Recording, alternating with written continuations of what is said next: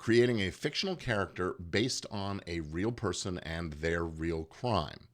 Hi, I'm entertainment attorney Gordon Firemark, and this is Entertainment Law Asked and Answered, where I answer your legal questions to help you take your career and business to the next level. Stick around.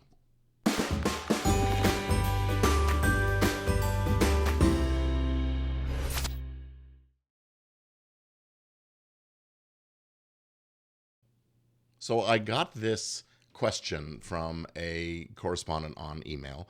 He says, I've written a film script and have a question about the rights. In my script, a side character's actions are based on a real life person's criminal scheme. And I found the story in a major .com website news article, and the person's name, gender, location, and other surrounding details are different in my story.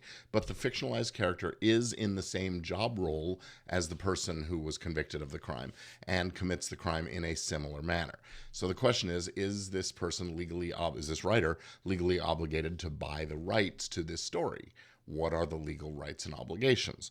Well, obviously, I can't render a formal or really reliable legal opinion based on just a little fragment of information like this. But generally speaking, the facts of a crime are public, and the facts of the conviction are public, and they can be used and reported by anyone. Now, the only question here or concern might be that if this person is recognizable, even though you've changed the name and the gender and those kinds of things, if your script still tells enough about them that we know who we're talking about, and then other aspects of your portrayal of this person are somehow false and could harm their reputation, which is usually pretty hard when someone's been convicted of a crime, but then he could actually have a claim for defamation. Now, here's a hypothetical example of how it could work. For example, if the person was convicted of, I don't know, drunk driving or insurance fraud or something like that, just because of some little mistake or, tax mishaps or something like that. But then the film also falsely portrays them as, I don't know, a child molester or a murderer or a rapist or something.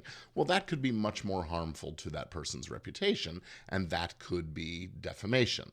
Now, the good news is for screenwriters, when you write something like this, ultimately it's the job of the producer of the film who takes on the role of making the film from the screenplay to have to do the due diligence and the legal clearance work to make sure that there aren't any problems that are going to come up. So as long as you are transparent about the facts of where you got the idea for that character's misdeeds, you should be in the clear. So you really just need to be careful when you're negotiating contracts that your lawyer or your agent addresses this in the warranties and representations section, so you're not inadvertently promising that there's nobody out there, this isn't based on anybody, that kind of thing. So that's how that works. Now, if you have a question that you'd like to see asked and answered here on the show, visit firemark.com/questions and let me know. I'll be happy to do it, and I'll see you next time.